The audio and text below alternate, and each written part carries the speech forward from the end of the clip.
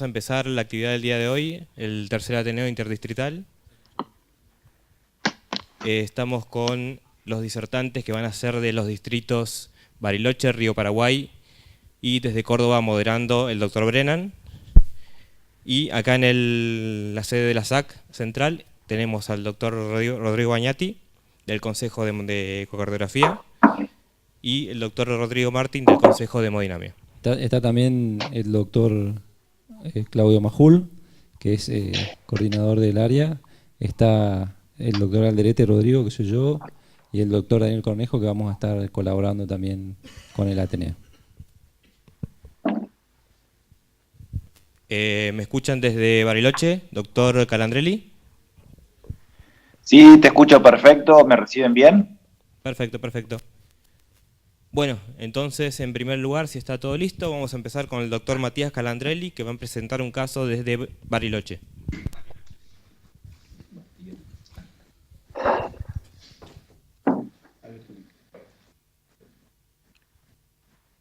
Bueno, buenas noches a todos. No tengo imagen para mirar las diapositivas. No sé si me las van a pasar por acá. Sí, nosotros las pasamos acá. ¿El doctor Brennan está desde Córdoba? Sí, estamos acá, escuchamos perfecto. ¿Escuchás vos? Perfecto, perfecto, se lo escucha. Muy bien. Entonces empezamos. El doctor Eduardo Brennan va a ser el moderador de la actividad y empezamos con el doctor Calandrelli, que puede empezar cuando quiera. Bueno, vamos a comentar este caso de una paciente joven que tuvo un infarto de miocardio intraoperatorio. La siguiente.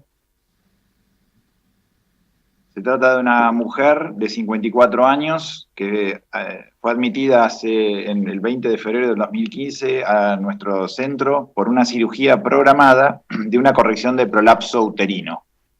La que sigue. La paciente no tenía factor de riesgo cardiovascular, no tenía tampoco antecedentes personales cardiovasculares ni familiares, y tampoco tenía antecedentes clínicos de importancia más allá de la patología que la llevaba al quirófano en estas circunstancias. El electro preoperatorio había sido normal y el riesgo quirúrgico había sido informado como bajo. La siguiente. La siguiente. Bien, el día de la admisión se interviene y sin complicaciones hasta un momento durante la intervención se produce una bradicardia extrema. El anestesista describe un momento de asistolia, requiere masaje, apoyo externo y una rápida respuesta a la reanimación con recuperación del ritmo sinusal, un evento que duró un minuto y medio. No se hicieron apoyo con inotrópicos en ese momento. La cirugía pudo finalizar normalmente y después de este episodio fue derivada a terapia intensiva para cursar el posoperatorio. La siguiente. Ingresa a terapia intensiva compensada hemodinámicamente con este electrocardiograma que estamos viendo de ingreso. Acá le pido la próxima, por favor. Se ve un extenso infrasnivel de segmento CT en la cara anterior, anterolateral e inferior, con suprasnivel de 1 milímetro en ABL y en ABR. El ritmo era sinusal, taquicardia sinusal. Y pasamos a la siguiente. 3 horas después, la paciente seguía hemodinámicamente estable, sin dolor precordial y un electro que prácticamente había nivelado, todavía quedaba algo de infrasnivel en la cara lateral e inferior. Pasamos a la que sigue. Y este es el electrocardiograma del día siguiente, prácticamente 24 horas después de la admisión, donde se ve todo normal, sin prácticamente nada evolutivo, salvo una onda T en ABL que había quedado residual del evento del día anterior. Pasamos a la que sigue. En el laboratorio, 6 horas después de la admisión, a terapia intensiva, la troponina fue positiva, más de 4 veces el valor de referencia normal para infarto. La que sigue. Acá vamos a ver una serie de imágenes relativas a las curvas de algunas determinaciones del laboratorio. Este es la CPK total, que fue normal en el momento de admisión, pero al día siguiente ya había duplicado el valor normal, que para nosotros es 197, y el segundo día ya estaba 2 veces y media el valor normal. La que sigue. El hematocrito, bueno, ahí se ven las imágenes, llegó con 33 de hematocrito, se mantuvo estable toda la internación. Pasamos la que sigue. Este es el recuento blanco, fue normal, la que sigue. La función renal también fue normal, la que sigue. Bueno, y en el momento de la admisión se realiza un ecocardiograma que podemos ver que tenía, digamos, recordemos, no tenía antecedentes cardiovasculares. Y acá, si me pasás la que sigue, se puede ver claramente que los segmentos apicales y medios del ventrículo izquierdo tienen motilidad normal, pero vimos una hipoquinesia significativa, severa, en los segmentos basales, tanto septal como a nivel lateral. Vamos a ir a la imagen de la que sigue.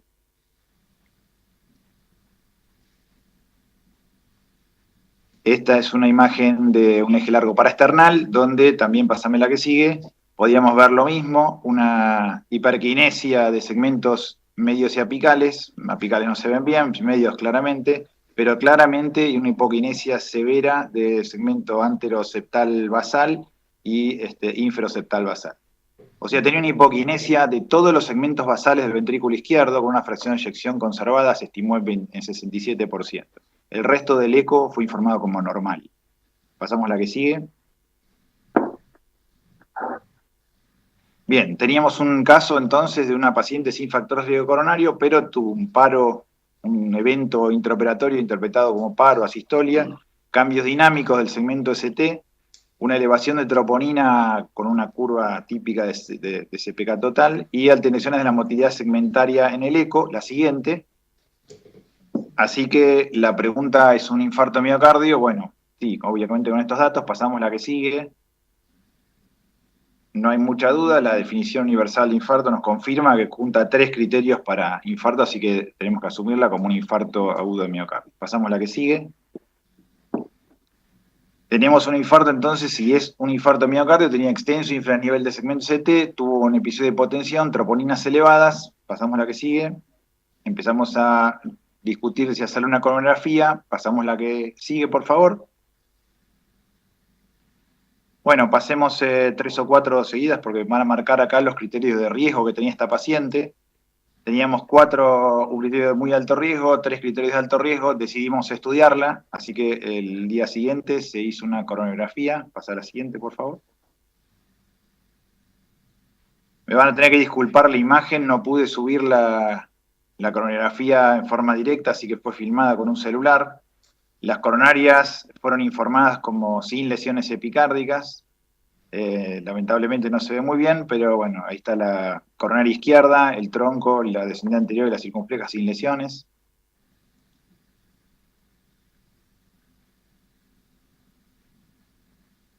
Pasamos la que sigue. Esta es la misma imagen, disculpen la calidad, es la inyección selectiva en la coronaria derecha, que también fue informada como sin lesiones significativas, derecha dominante. Bien, esta es una imagen fija de la coronografía, y pasamos a la que sigue. En el ventriculograma, probablemente podemos ver la misma hipoquinesia que veíamos en el ecocardiograma en los segmentos basales. Y si quieren ver la siguiente, acá está la imagen detenida en sístole y en diástole, se puede ver graficado perfectamente, como si bien la fracción de eyección es normal, los segmentos basales están hipoquinéticos. Pasamos a la que sigue. Bien, esta paciente inicialmente se había medicado como un infarto sin supradesnivel del ST, con aspirinas, clopidogrel y enoxaparina. Cuando la coronografía informó que no tenía lesiones coronarias, se retiró la medicación antitrombótica y quedó sin tratamiento cardiológico específico, evolucionó sin complicaciones y se fue de alta al 5º día. Pasamos a la que sigue.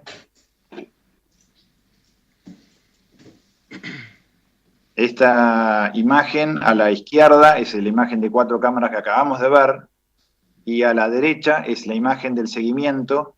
Esta imagen es de varios meses después, y se puede ver cómo ha corregido, no se ven más los defectos de contractilidad que se ven en la etapa aguda. Pasamos a la siguiente. Nuevamente la misma imagen, el eje largo paraesternal en agudo a la izquierda y en el seguimiento a la derecha se ve que la motilidad es normal en los segmentos antes afectados. Pasamos a la que sigue. Más o menos 1 año y medio después se le completó con una resonancia cardíaca buscando algún tipo de secuela. La motilidad en estas 2 imágenes de 4 cámaras y 2 cámaras se veía motilidad normal, ventrículo izquierdo normal en su morfología y en su función. Y pasamos a la que sigue. Y en el estudio de realce tardío se veían los segmentos basales, medios y apicales normal. No había realce tardío de Gardner. Pasamos a la que sigue. Bien, por definición esto es un MINOCA, así que siguiendo las guías europeas aplicamos el algoritmo para llegar a algún tipo de diagnóstico, que es lo que sugieren hacer en estos casos.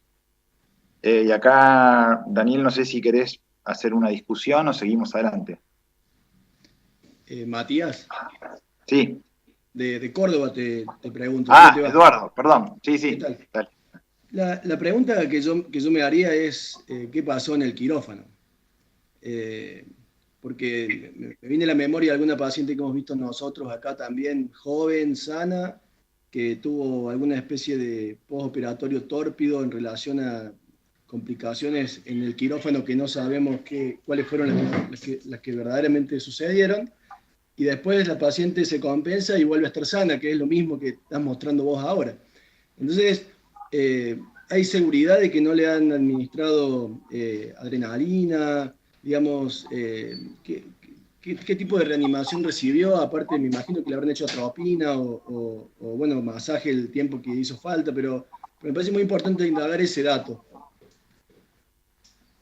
Sí, la pregunta es la misma que nos hacemos nosotros. A veces el quirófano para los que estamos en intensiva es una bolsa de misterios, pero bueno, en principio requirió, el evento no fue súbito, no nos refieren nada previo, ningún episodio de hipotensión previa, ninguna taquiarritmia, nada.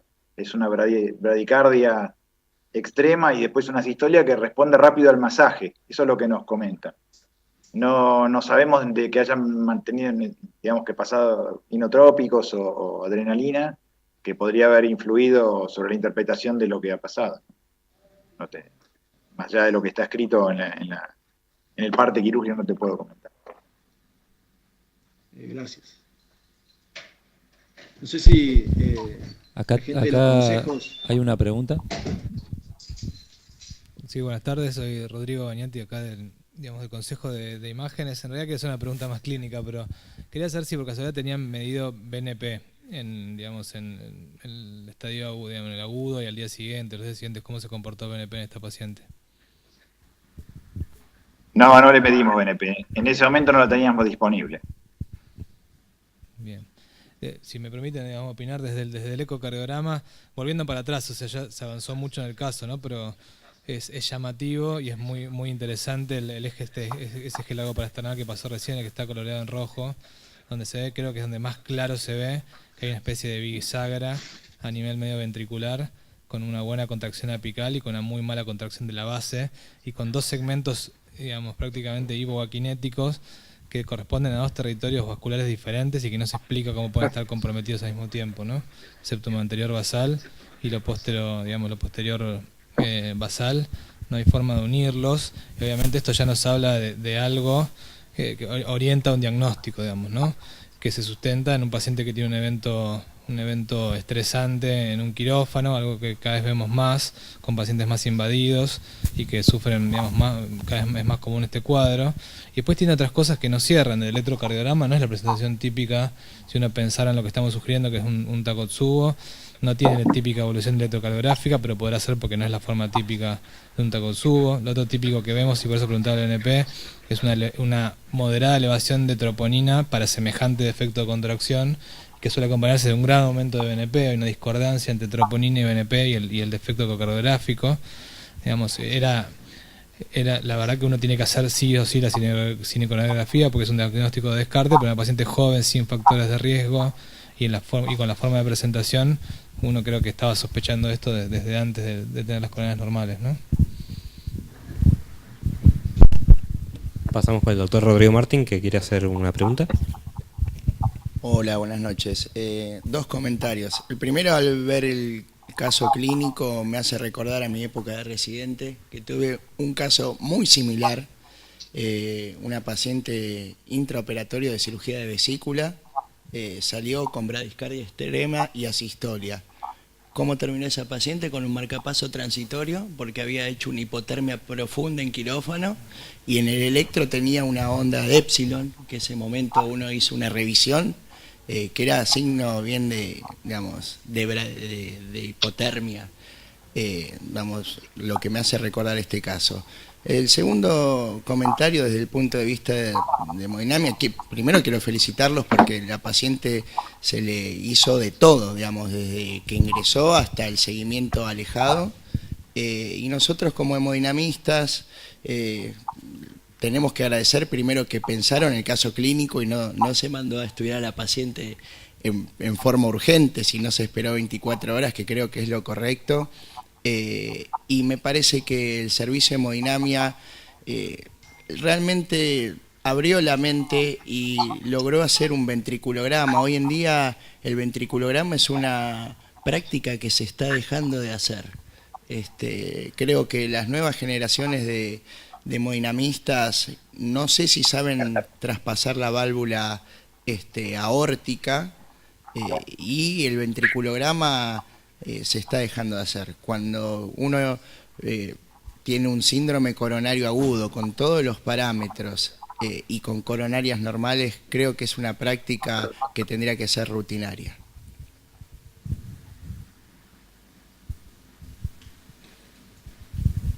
Muchas gracias. Seguimos desde Córdoba. Doctor Brena, ¿algún comentario más para el caso?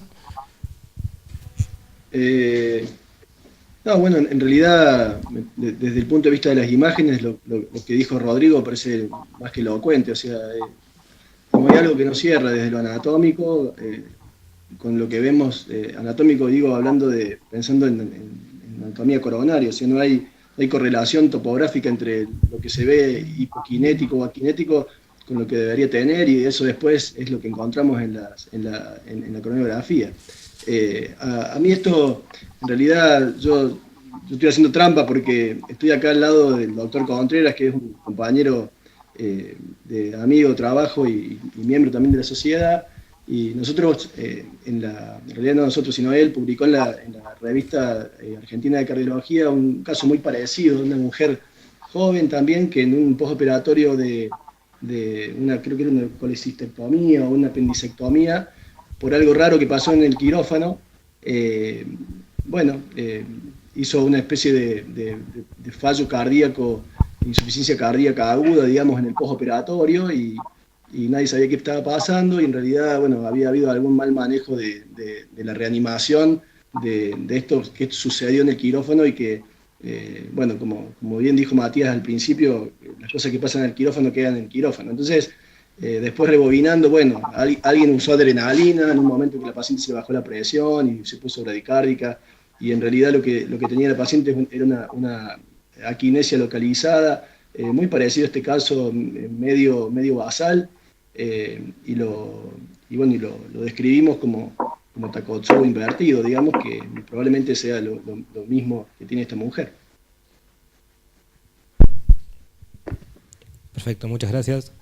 Bueno, entonces seguimos, doctor Calandrelli, con la revisión bibliográfica.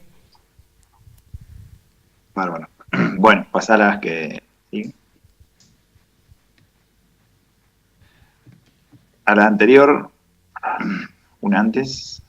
Bueno, brevemente, porque esto no es la idea de dar una clase, sino comentar un poco la secuencia de pensamientos en el algoritmo diagnóstico del MINOCA, en un paciente en coroneas normales, se buscan causas epicárdicas o microvasculares. Nosotros, al no tener un patrón epicárdico en la motilidad segmentaria, pasamos a todo el cuadro de la derecha automáticamente y nos quedan 3 o 4 diagnósticos: una microembolia, el espasmo microvascular, o la miocarditis, o un Takotsubo. Digamos, no hay mucho más diagnósticos que considerar. Viendo esto, bueno, embolia no tenía, porque además eran muchos territorios vasculares. Espasmo microvascular está descrito en un concepto distal del vaso, o sea, siempre son apicales. Habría que haber hecho un test provocativo que no hicimos, pero bueno, no sería en principio el caso típico. Miocarditis, si bien puede tener una resonancia tardía normal, no parece el caso desde el punto de vista clínico y no tiene el realce tardío característico de las secuelas de miocarditis, o semejante trastorno de motilidad, con lo cual interpretamos que podía llegar a ser un Takotsubo invertido, y vemos la siguiente. Acá hay un caso publicado en la bibliografía, que justo encontramos la imagen del eje largo parasternal. A la derecha, en blanco y negro, es la imagen publicada, y a la derecha nuestro caso. La verdad que la semejanza es muy llamativa, ¿no? Es bien de segmentos basales, parece el mismo caso. Pasando a la siguiente. En esta revisión que se publicó en New England, que todos probablemente ya conocen, de un N muy grande de casos en todo el mundo de Takotsubo, pasamos a la siguiente, describieron 4 formas de Takotsubo, y acá está señalada con una flecha. La forma basal no es frecuente, es el 2% de los casos, pero está descrita ya como una posible localización del Takotsubo, ¿no? Y para el final tengo acá una más. Tenemos, los gatillos de Takotsubo clásicamente eran el estrés psicológico y las emociones violentas. Bueno, se han descrito ya en estos últimos años, como todos saben, muchísimos, ya más de 50, pero una de ellas es la cirugía. Y pasamos la última. Acá tenemos un caso muy similar al nuestro que encontramos publicado, que decía esto, ¿no? El patrón invertido del Takotsubo en el contexto de un caso perioperatorio, la verdad que era muy similar. Bueno, esto es un poquito la experiencia de esta paciente que queríamos compartir con ustedes. Escuchamos preguntas y comentarios.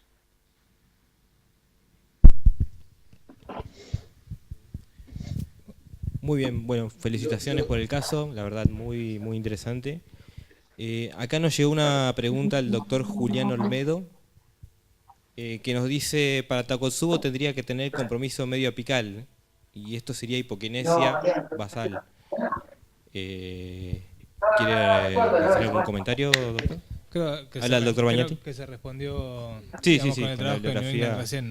Obviamente no es el patrón más común, pero cada vez se ve y cada vez se está empezando a ver un poco más, probablemente porque ahora sabemos que existe y lo buscamos un poquito más, pero es una forma alternativa a presentación de Takotsubo.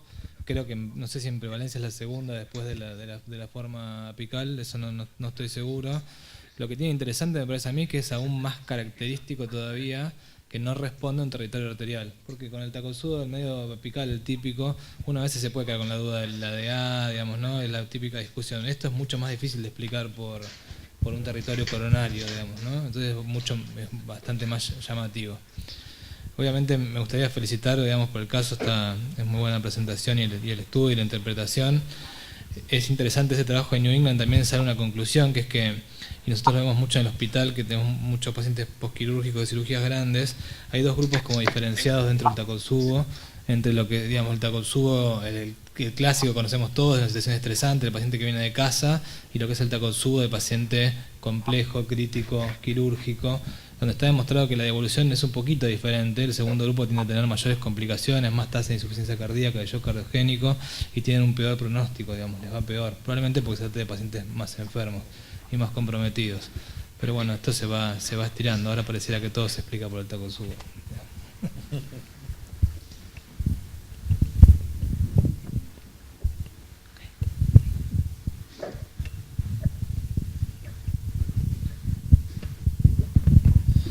Hola, ¿alguien quiere hacer algún comentario más de los coordinadores o el resto de los presentadores? Yo quería preguntar a a la gente que tiene experiencia con resonancia, si tienen alguna experiencia en esta cuestión digamos, en resonancia en edema, en Takotsubo, digamos, inicial, en los días iniciales.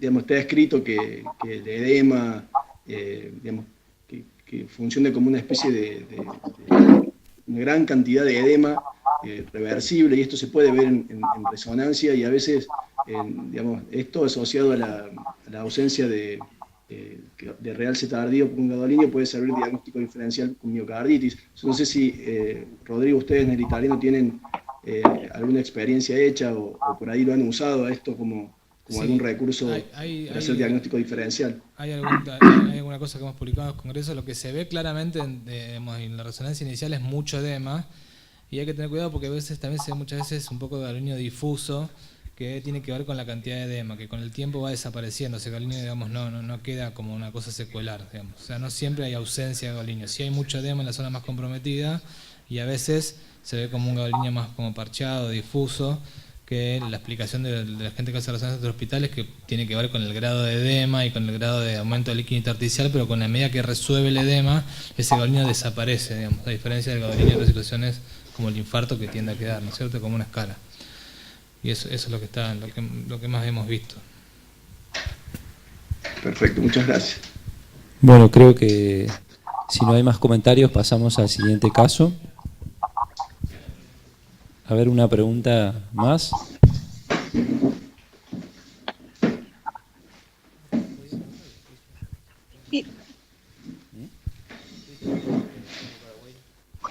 Sí, Christian Smith, en la revisión han encontrado casos con electrocardiograma con infra-ST. Bueno, la verdad que estos casos de Takotsubo invertido así intraoperatorios, yo encontré esta publicación y creo que hay alguna más, y no recuerdo el electrocardiograma, honestamente. Creo que eran con super ST, pero la verdad que no. Son casos raros, la verdad, que el Takotsubo invertido no es muy común, y intraoperatorio menos común. Al respecto de eso, digamos, me recuerdo hace poco en Ateneo, en el hospital, justamente la discusión que hubo fue si, digamos, era un paciente que parecía un Takotsubo, pero no tenía para nada el electrotípico de un Takotsubo, y terminó siendo un Takotsubo invertido. Es probable que no tenga la típica progresión de electrocardiograma que vemos en el paciente con el Takotsubo apical, que es más fácil de explicar el electro, pero bueno, obviamente la cantidad de casos son muy poquitos de estos. Si uno interpreta los trastornos de motilidad y los trata de aplicar al electrocardiograma, digamos, sería un caso interesante para analizar para los que hacen vectocardiografía, porque la verdad que son todos los segmentos basales del corazón, y bueno, el único lugar que tiene supranivel de CT es ABL y ABR. Todo el resto tiene infranivel de CT. Es difícil catalogar y ubicar. Esto es un choque de fuerzas que vienen de todos lados, ¿no? La verdad que. Bueno, entonces felicitaciones, la verdad que muy bueno el caso, para pensarlo. Y vamos a pasar al siguiente caso. Doctora Miranda, desde el distrito de Río Paraguay, ¿me escucha?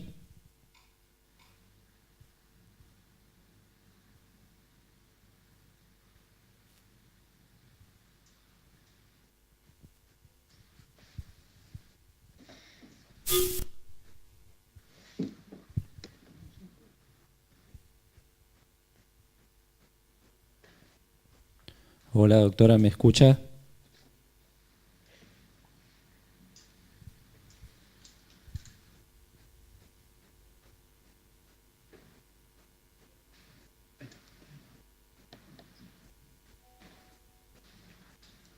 Buenas noches.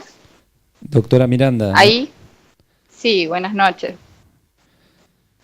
Buenas noches. Bueno, ahora sí ya me escuchan todos. Bien, desde el Hospital de Alta Complejidad de Formosa. Sí, de la ciudad de Formosa, exactamente. Bueno, ¿empezamos? Adelante, doctora. Bueno, siguiente diapo, por favor.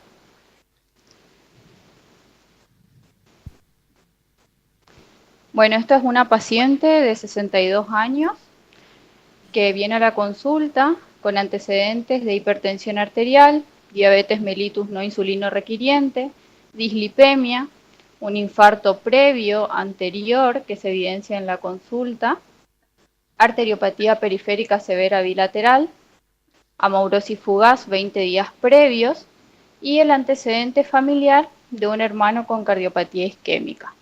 Siguiente, por favor. La paciente venía en tratamiento con aspirina 100 miligramos día, cilostazol 100 miligramos día, diltiazem 120 miligramos día, carvedilol 12.5 miligramos día, rosuvastatina 20 miligramos día, glibenclamida 5 miligramos día y metformina 1 gramo día. Siguiente. El motivo de la consulta de esta paciente es dolor precordial, clase funcional 4, opresivo y retroesternal. Siguiente. Como antecedente de enfermedad actual, la paciente venía sintomática por disnea, clase funcional 2, ¿sí? De 3 meses de evolución, que va progresando, 3 años, que progresa hace un mes a clase funcional 3, agregando los episodios de dolor precordial, ¿sí? Al reinterrogatorio, al ingreso, la paciente refiere episodios de amaurosis fugaz 20 días previos, que en su momento fueron interpretados como unas alteraciones visuales que fueron consultadas al oftalmólogo, ¿sí? Se reasumió así al ingreso en nuestra unidad. A la paciente, el médico de cabecera le solicita estudios complementarios, ¿sí? Un electrocardiograma en el que se evidenciaba ya una secuela anterior y un ecocardiograma en el que se evidenciaban trastornos en la motilidad parietal, ¿sí? Una hipoquinesia septal basal y anteromedial. Con estos estudios se solicita la derivación a nuestro centro en plan de cinecoronariografía. Siguiente.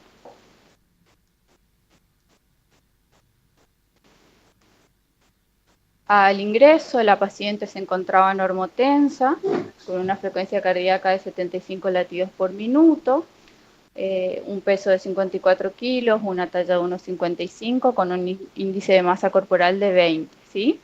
A destacar, en el aparato respiratorio sin alteraciones, con un murmullo vesicular conservado, el aparato cardiovascular, ¿sí? R1 y R2 normofonéticos, sin soplos, con el choque de punta en el quinto espacio intercostal izquierdo, y pulsos pedios y tibiales posteriores se encontraban disminuidos. ¿Sí? Siguiente.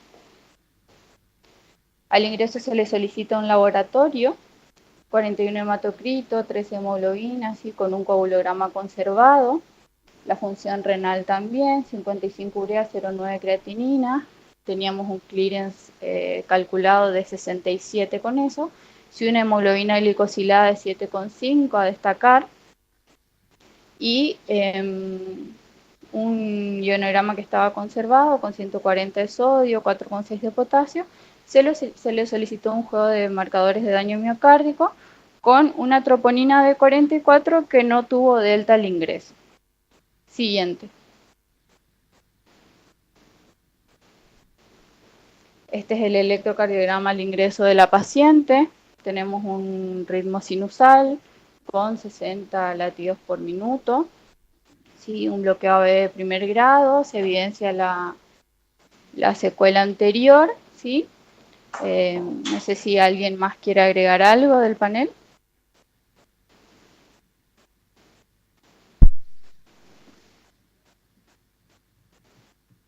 ¿Sigo? Sí, sí, básicamente Bueno. lo que dice, lo que acaba de escribir. Bien. Siguiente. Esta es la radiografía de tórax de la paciente al ingreso, ¿sí? Se evidencia un índice cardiotorácico que se encontraba conservado, ¿sí? Una impresiona levemente elongada la aorta, ¿sí? Los campos pulmonares estaban claros, ¿sí? Con los senos costo y cardiofrénicos libres. Y nada más. Siguiente, por favor. Bueno, este es el ecocardiograma Doppler del ingreso de la paciente, el cual se repite. Se evidencia en este caso un eje paraesternal largo. Perdón, no sé si alguno de los expertos gustaría describir el ecocardiograma.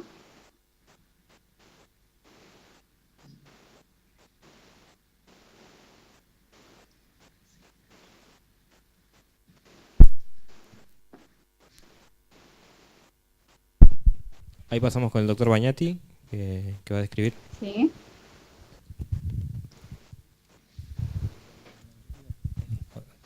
Sí, bueno, esto es una vista paraesternal eje largo y digamos lo que uno puede vislumbrar, que es coincidente con lo que están describiendo, es que pareciera, se ve más que nada en la imagen de la derecha, la que está más oscura, que a partir del septum anterior medio hacia la punta, la contracción, digamos, parece ser un poco peor que en el resto de los segmentos. También se ve un grado de diskinesia septal que habría que tener en cuenta, que sería interesante como para definir la regionalidad, no es la mejor vista para ver lo septoapical, combinarlo con el 4 cámaras, además de esclerosis o calcificación de la válvula aórtica, y digamos si la función podría tener un grado de deterioro de la función. No sé si quieren mostrar alguna imagen más.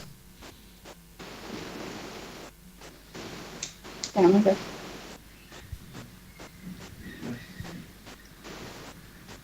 Acá no sabría, esto parece una vista como si fuera una apical 3 cámaras.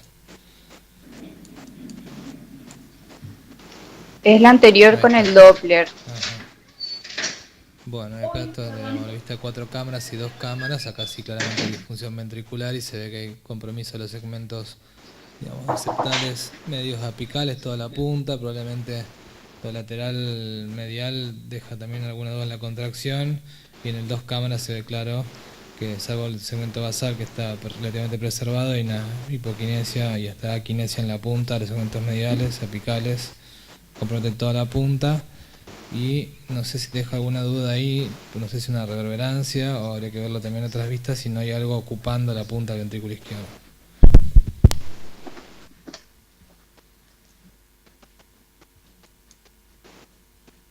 Bueno, bien, siguiente.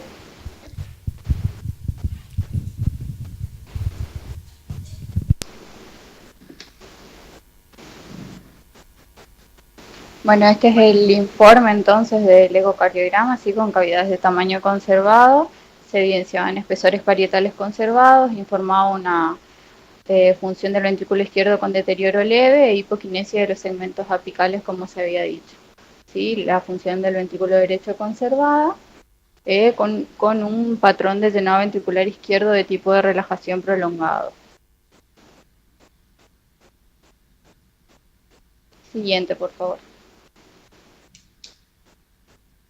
Bueno, acá nosotros proponemos como discusión los diagnósticos probables y cómo avanzarían en los estudios diagnósticos.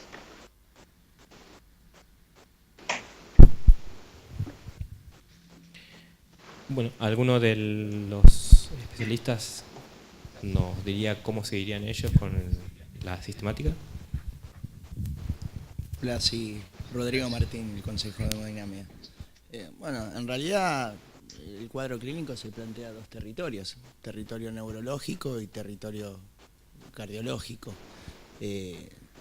Claro que la paciente está haciendo amaurosis fugaz, ahí hay que evaluarlo. No sé si le habrán hecho Doppler de vasos de cuello, si habrán hecho tomografía o algo. Y desde el punto de vista cardiológico, me parece que es una paciente que tiene una angina, venía con disnea, consulta por angina. Habría que ver si la disnea no es una no fue un equivalente anginoso. Obviamente se clasificaría como algo rápidamente progresivo, de reciente comienzo. Si bien no es de alto, digamos, no le vi parámetros de alto riesgo, pero yo no sé si avanzaría con estudios digamos, provocadores de isquemia, sino iría a la cinecoronografía.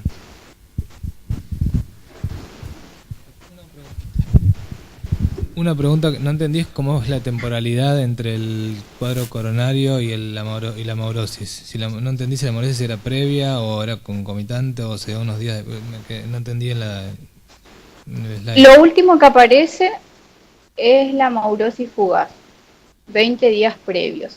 La paciente no lo había relacionado con nada, de hecho que había consultado con un oftalmólogo y se le había planteado una cirugía oftalmológica, y al reinterrogatorio se lo asume como amaurosis fugaz, ¿sí? La disnea fue 3 años previos en clase funcional 2 y progresa rápidamente en un mes a clase funcional 4, así que lo último que va a aparecer es la amaurosis. Noralí, ¿Y el dolor ¿puedo precordial? hacer una pregunta? Sí. ¿Hace 20 días que la paciente está con amaurosis o tuvo la amaurosis el último episodio hace 20 días? Fue un solo episodio en esa ocasión, 20 días Un previos. solo episodio. Sí. Bien. Y eso no tiene ninguna interpretación de ningún neurólogo, digamos. Si no hay ningún neurólogo que la haya evaluado y haya jerarquizado ese dato, digo, interrogatorio, examen neurológico, nada. No, pero más adelante voy a comentar los estudios con los que seguimos nosotros. Bien. Claro, por eso. Muy bien, entonces O sea, seguimos digamos, con los perdón, ¿no? estudios. Lo guión en este momento es la disnea y dolor de pecho clase 4, digamos, ese es el motivo del ingreso, básicamente. Claro, claro. Gracias. Es importante la temporalidad porque obviamente estamos planteando enfermedades de dos territorios diferentes, ¿no? Carotidio y coronario, y uno tiene que tratar de encontrar cómo conectar las dos cosas, saber si una fue previa a la otra, si las dos son concomitantes o una viene después, porque podemos estar hablando desde enfermedad coronaria, carotidia, que sería altamente prevalente por los factores de riesgo del paciente, hasta una embolia de un posible trombo apical en este infarto de miocardio con una imagen que ocupa la punta. Por eso, digamos, me parece que es relevante saber exactamente la cronología en la cual aparecen las cosas, porque, digamos, podría orientar hacia un lado o hacia el otro, ¿no?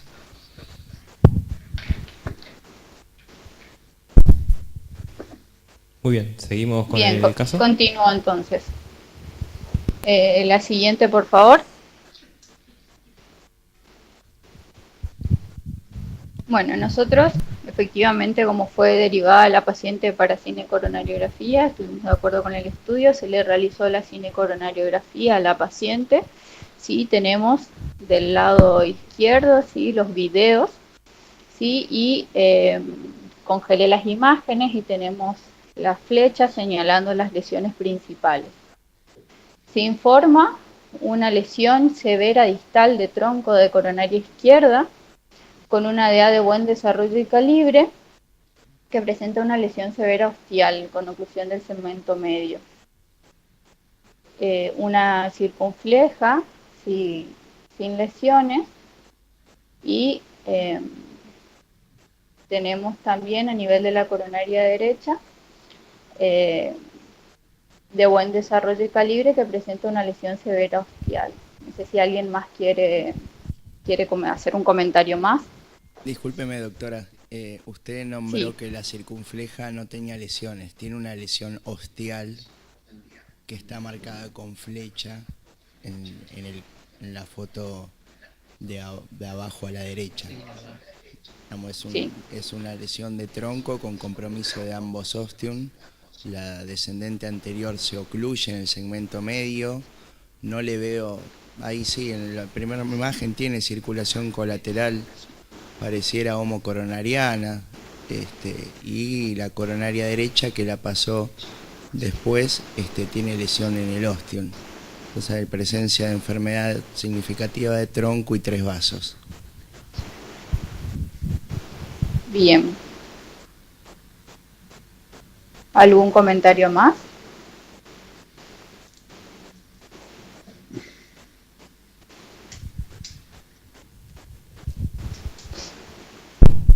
Seguimos. Bueno, este es el score de Syntax de la paciente, ¿sí? Para que quede plasmado ahí. Siguiente, por favor. El informe de la cinecoronariografía que ya lo habíamos comentado. Siguiente.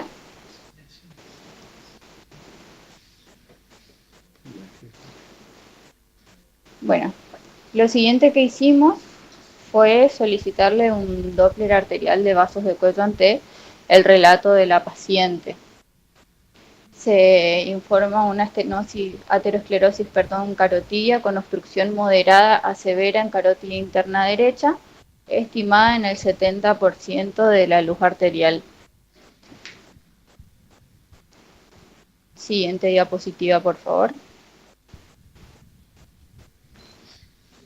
Bueno, creo que ya comentamos un poco qué otros estudios solicitarían, ¿sí? No sé si quieren agregar algo más y si no, continúo. Te vuelvo a preguntar, Noralí, de la maurosis. Sí. La pérdida de visión fue en el ojo, ¿corresponde con la lesión carotidia o no? ¿Tenés ese dato? Fue del lado izquierdo. Y la carótida enferma es la izquierda, ¿no? Tenemos la derecha del 70%. La derecha, bien.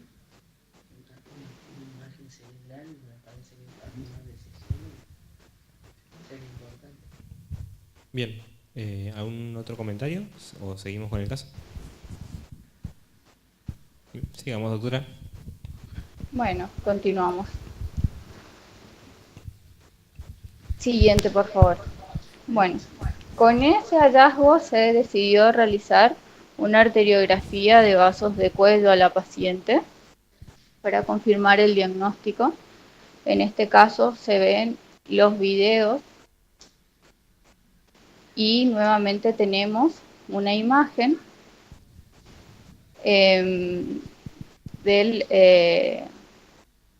la imagen con sustracción, perdón, ¿sí? Donde nuevamente están señaladas las lesiones, ¿sí? Una supravulvar y una vulvar que es la que se encuentra complicada, ¿sí? Se evidencia una úlcera a nivel de la placa vulvar.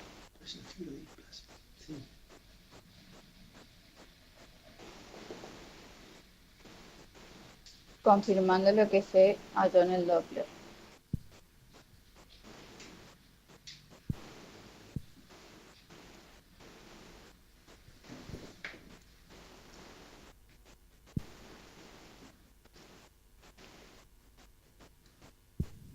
Esta es la imagen intracerebral, ¿sí? Para completar los estudios. No sé si quieren hacer algún otro comentario.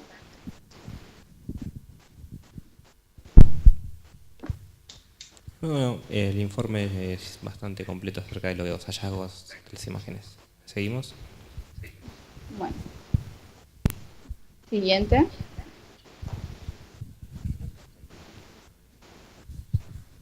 Bueno, esa es la conclusión que ya lo habíamos comentado. Siguiente. Se le solicitó también un Doppler arterial de miembros inferiores a la paciente, en el que se evidenciaba también oclusión de arteria femoral superficial izquierda con arteriopatía periférica severa.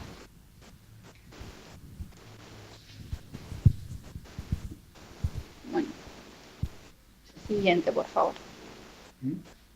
Como motivos de ingreso, entonces, tenemos en la paciente una angina de reciente comienzo, enfermedad coronaria de múltiples vasos con compromiso del tronco de coronaria izquierda, enfermedad carotidia de carótida interna derecha sintomática y arteriopatía periférica severa bilateral a predominio izquierdo.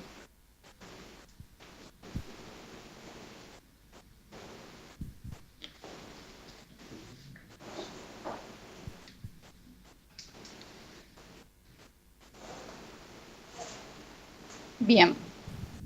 No sé si quieren hacer alguna otra pregunta. no tienen ninguna imagen cerebral extra, digamos, alguna resonancia, o digo, para ver si la mujer esta tiene, aparte una CB de antes, no sé, para lo que sea que sea la conducta, digamos, necesitaríamos que sea una imagen cerebral basal para, al menos para tener, para parar después, ¿no? No contamos con ese estudio.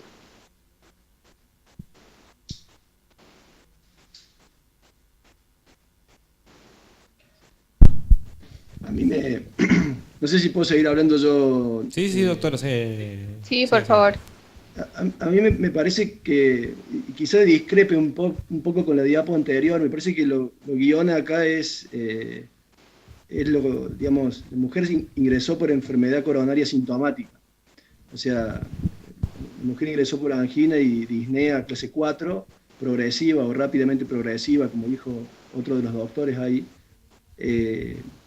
Y digamos, me parece que hay que definir bien si la enfermedad carotidia es sintomática o no, porque cambia radicalmente la conducta. O sea, tenemos una carótida con lesiones, eso no hay duda. La mujer tuvo síntomas, pero digamos, hay que ver si la maurosis fue homolateral o contralateral. Me parece que el timing de los síntomas también es importante, porque no es lo mismo si la maurosis fue hace 3 o 4 días, o si la tuvo previamente, digamos, o más de 15 o 3 semanas, o digamos, 3 semanas como fue lo que pasó. Me parece que esos datos son importantes, porque si uno asume de que la carótida está con síntomas, los síntomas son recientes, hay que ocuparse de las dos cosas. Y ocuparse de las dos cosas, como están en las, no sé si es la diapo esa o la siguiente, digamos, es algo que aumenta, digamos, el riesgo a niveles muy altos, digamos. Entonces, si uno asume de que la carótida no es la causa de la maurosis, y la maurosis sucedió hace más de 15 días, el beneficio de revascularización carotidia, pasado los 15 días del evento agudo, digamos, se reduce.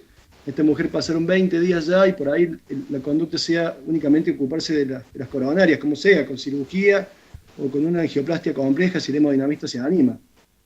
No sé, eso es mi opinión inicial, al menos desde lo clínico y desde lo que está planteado. No sé si el resto del panel opina parecido.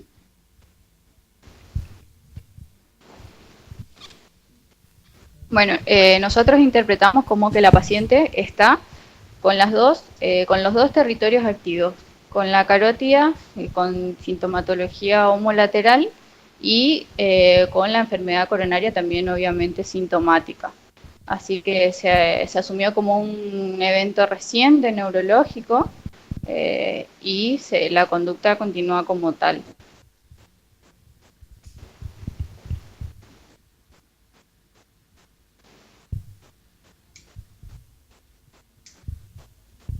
Bueno, las conductas que nosotros proponemos serían cirugía de revascularización miocárdica sin bomba. Siguiente, cirugía de revascularización miocárdica más endarterectomía carotidia. Siguiente, angioplastia de múltiples vasos. Y la siguiente, angioplastia de múltiples vasos más endarterectomía carotidia. No sé si alguien quiere agregar algo más. Sí, el doctor Rodrigo Martín. Doctora, primero coincido con ustedes en que son los dos territorios en donde hay que actuar. Considero que es una carótida sintomática y asociado tiene enfermedad coronaria de múltiples vasos, tronco de múltiples vasos, sintomática también.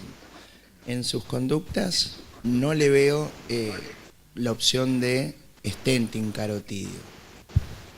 La realidad, en las conductas que usted plantea, siempre se abre el debate si se hace en forma concomitante o en pasos. Y cabe resaltar que la carótida tiene indicación, digamos, de revascularizar por digamos, por ser una carótida sintomática, no porque haya que resolver lo coronario.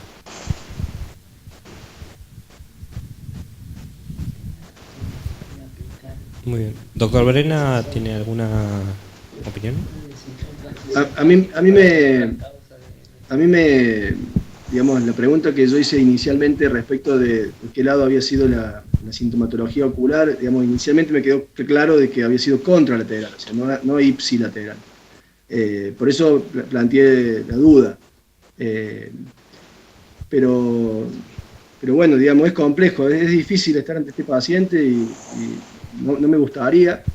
De vuelta insisto con lo mismo, si uno puede encontrar explicaciones neurológicas que uno no las asocia a la carótida, llámese amaurosis del otro ojo o alguna otra causa, como dijo Rodrigo hace un rato hablando de descartar trombos del ápex, las imágenes de eco no eran tan claras y digamos, yo no sé si me iría tan seguramente a tomar decisiones para revascularizar los dos territorios por el riesgo, ¿no?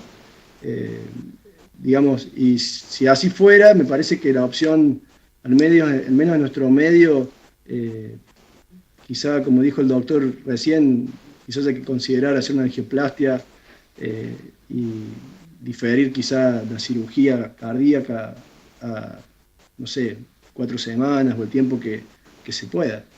Pero bueno, la mujer está en clase 4, internada con progresión de los síntomas, entonces es complejo. Me parece que es clave la opinión de un neurólogo acá y es clave también la imagen, tener una resonancia me parece muy importante. No sé si el resto opina parecido, discrepa, pero bueno, esa es mi opinión al menos. Sí, yo quería hacer una pregunta, te habla Rodrigo Alderete. En esa cirugía probable sin bomba, ¿se podría lograr una revascularización completa del árbol coronario ahí en el servicio del hospital de alta complejidad? En el caso de nuestro servicio, sí, se realiza la revascularización completa y sin bomba. ¿Y qué pensaron? ¿3 puentes? En el caso de esta paciente, sí, se le realizó la revascularización completa y con 3 puentes y posteriormente en un segundo tiempo en arterectomía carotidia.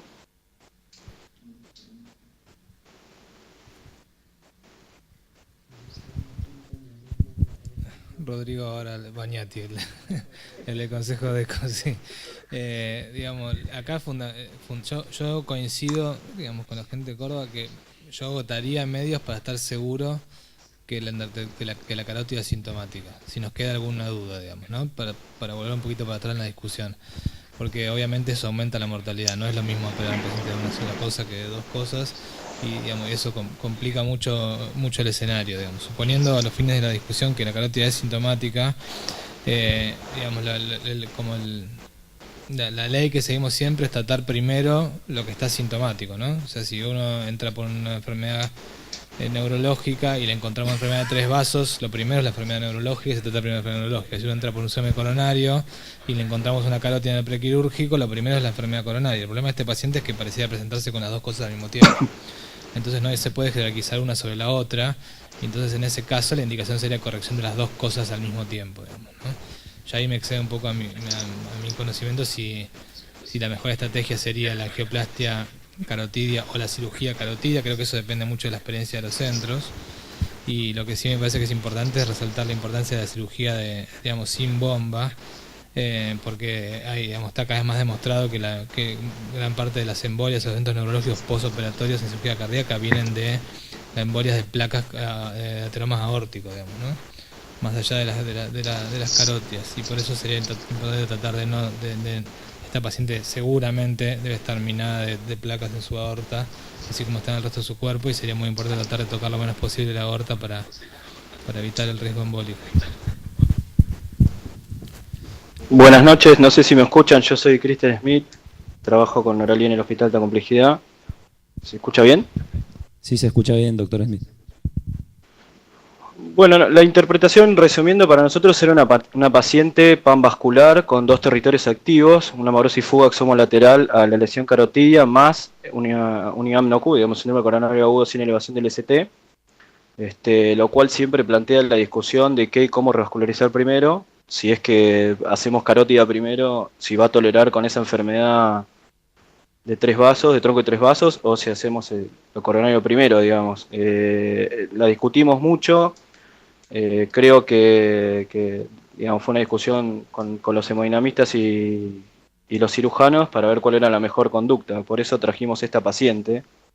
Creo que genera, digamos, múltiples interpretaciones, pero la interpretación del servicio era que tenía 2 territorios activos. La mujer no ingresa acá por la amaurosis ni por foco neurológico, ingresa por un cuadro coronario y al interrogatorio en el periodo quirúrgico detectamos una amaurosis fugaz.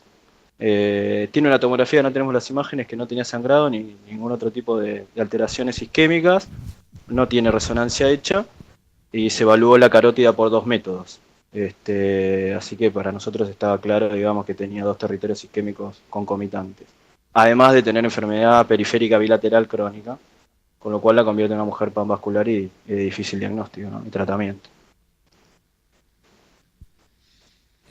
Si me permite hacer una pregunta, ¿han decidido por algún motivo la endarterectomía en una paciente postquirúrgica y al cuánto tiempo le hicieron endarterectomía?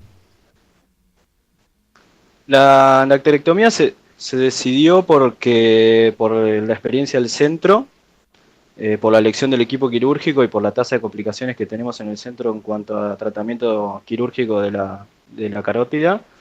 Y la operamos a la semana de la cirugía de revascularización mecánica sin SEC.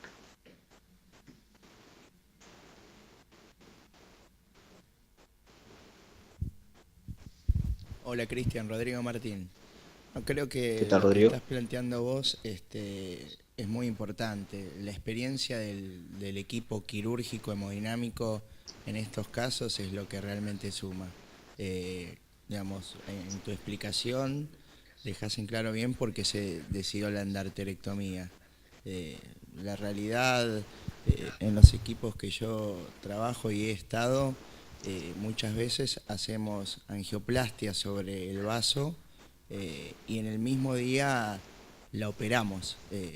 La paciente es una paciente candidata a CRM, eso es claro, tiene un score de syntax alto, digamos que a nosotros en hemodinamia no nos vemos favorecidos. Creo que lo que hay que buscar es la revascularización coronaria completa también, así que creo que bueno, dejaste bien en claro cómo fue la conducta con la paciente.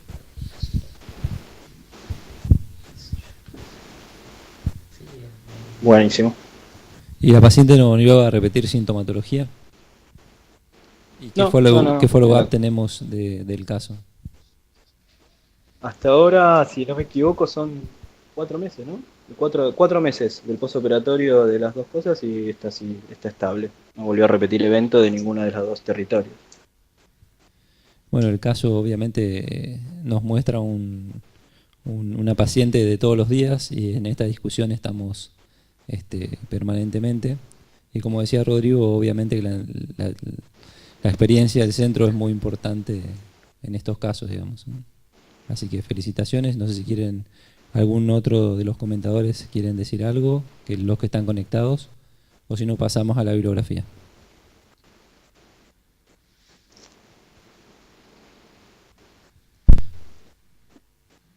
Bueno, seguimos con el caso entonces, con la parte bibliográfica. Doctora. Bien, bien. Siguiente diapositiva. Bueno, estas son las recomendaciones sobre el tipo de revascularización en pacientes con enfermedad arterial coronaria estable, ¿sí? Con anatomía apropiada para ambos procedimientos, ¿sí?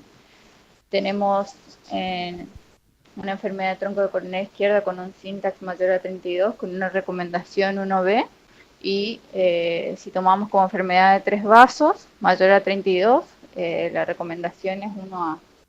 Siguiente diapositiva. Sabemos que la incidencia de ictus posterior a una cirugía de revascularización varía dependiendo de la edad, las comorbilidades y la técnica quirúrgica. En un metaanálisis de 19 estudios, en el que se incluyeron 10.944 pacientes, el riesgo de ictus a los 30 días y al año fue menor en los pacientes asignados a tratamiento percutáneo que en los pacientes asignados a cirugía. Esto indica que tienen mayor riesgo de ictus periprocedimiento, pero el riesgo de ACV persiste a largo plazo con ambos procedimientos. Siguiente. En los pacientes con estenosis carotidias, el riesgo de ictus periprocedimiento, tras la cirugía se asocia con el grado de estenosis y la asociación de ictus o accidente isquémico transitorio en los últimos 6 meses es incluso más importante. No tenemos suficiente evidencia para establecer que la enfermedad arterial coronaria sea una causa de ACV importante. Y en un estudio reciente que incluyó 45.432 pacientes sometidos a cirugía, el 1.6% de los pacientes sufrieron ictus. Siguiente.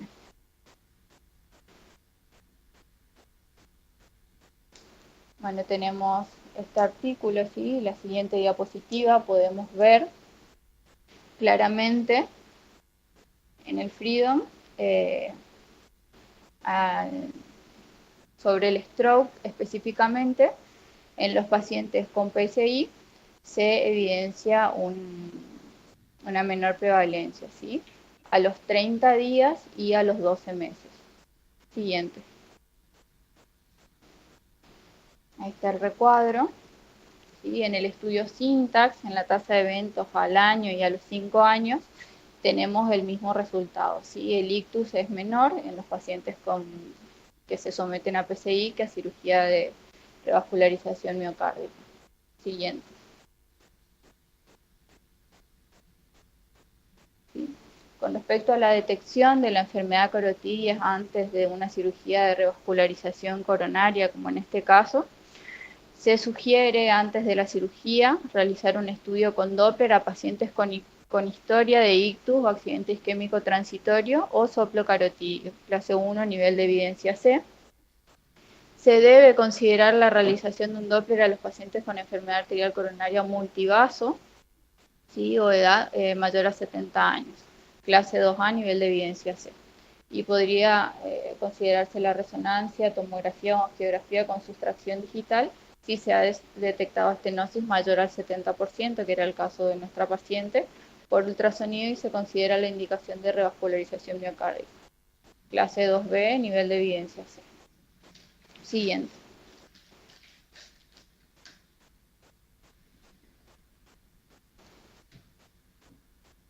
Bueno, en este caso tenemos las recomendaciones de revascularización carotidia en pacientes programados para cirugía de revascularización coronaria. ¿Sí? Los procedimientos de endarterectomía carotidia o implantes stent carotidios deben ser realizados por equipos que tengan una tasa combinada de muerte ictus a los 30 días menor al 3% de los pacientes sin síntomas neurológicos previos y menor al 6% en pacientes con síntomas neurológicos previos. Clase 1, nivel de evidencia A, que es lo que ya habíamos comentado previamente. Se considera individualizar la indicación de revascularización carotidia tras la discusión en un equipo multidisciplinario que incluya un neurólogo, clase 1, nivel de evidencia C. Y la planificación del procedimiento, simultáneo o separado, estará determinado por la experiencia del centro y la presentación clínica, tratando en primer lugar el territorio más sintomático, clase 2A, nivel de evidencia C. Siguiente. Muchas gracias. Muy bien. Bueno, muchas gracias por la presentación. La verdad, un caso muy interesante que generó muchísima discusión tanto en el panel como seguramente cada uno de los colegas que están conectados. Yo creo que da para mucho más para discutir, pero no sé, el doctor Brena de Córdoba tiene alguna opinión para dar. No, yo lo felicito por el caso, por la presentación y por el resultado, porque verdaderamente, digamos, uno estos son caso por caso y las decisiones se toman en el equipo y operar, hacer la endarterectomía una semana después de, no sé si fue una semana o poquitos días después de un bypass, bueno, es toda una decisión y bueno, verdaderamente los felicito. Sí, felicitarlos y también esto habla de la muy buena medicina que se están haciendo en los dos lugares de los casos presentados y bueno, y en Formosa obviamente también, ¿eh? Acá el doctor Cornejo va a mostrar 2 diapositivas antes de terminar. Doctor Majul, ¿quiere hablar? Bueno, seguimos con entonces. Muchas felicitaciones a todos los disertantes, tanto la doctora Noralí desde Río Paraguay, el doctor Matías desde Bariloche, ¿sí? El doctor Brena desde Córdoba. Con esta experiencia, bueno, lo que buscamos es unir los puntos de opinión del país. ¿Sí? Acá estuvimos Formosa, Bariloche, Córdoba, nosotros desde Buenos Aires, uniendo distancias, kilómetros entre nosotros, pero gracias a esta vía Webex pudimos discutir y llegar a buenas conclusiones con 2 casos muy interesantes. Muchas felicitaciones a todos y bueno, muchas gracias a todos por su participación. Agradecemos especialmente a los participantes del Consejo, al doctor Rodrigo Martí del Consejo de Hemodinamia, al doctor Rodrigo Bañati del Consejo de Ecocardiografía, por haber estado presentes y darnos su opinión. Y nada más decir que a partir de ahora ya nos ponemos a trabajar para el próximo Ateneo, y que bueno, esto es una actividad que está instalada en la Sociedad Argentina de Cardiología y fomentada a través de todos los distritos del país. Doctor Smith quiere despedirse y doctora Miranda desde Bariloche. Sí, bueno, nada más que agradecerles los comentarios y la participación. Para nosotros es muy bueno y enriquecedor contar con este tipo de herramientas. Quería comentarles que hay médicos de toda la capital escuchándonos acá en el hospital a través del Webex, no solamente médicos los que participamos en el caso, sino que muchos cardiólogos de Formosa están participando también, así que esto enriquece a nuestro distrito y nada, muchas gracias por la oportunidad. Doctor Calandrelli desde Bariloche. Perdón, la doctora Miranda, la dejamos de lado. Bueno, de acá... La dejamos de lado, pobre doctora Miranda. No, quería agradecer nada más la oportunidad y por supuesto que cuentan con nosotros para repetir. Muchas gracias, doctora. Doctor Calandrelli desde Bariloche. Bueno, un saludo grande para todos en todo el país, que estaban escuchando. Y de acá de Bariloche también somos varios en la presentación, 5 o 6 del distrito por lo menos estamos acá activos, así que les mandamos un saludo a todos y esperamos juntarnos en el próximo encuentro. Bien, y el doctor Brena desde Córdoba. Muchas gracias por la invitación y por dejarme participar. Y al próximo Ateneo, el próximo caso lo presentamos nosotros, me dice la gente que está conmigo. Gracias. Perfecto. Bueno, muchas gracias a todos y damos por finalizada la actividad.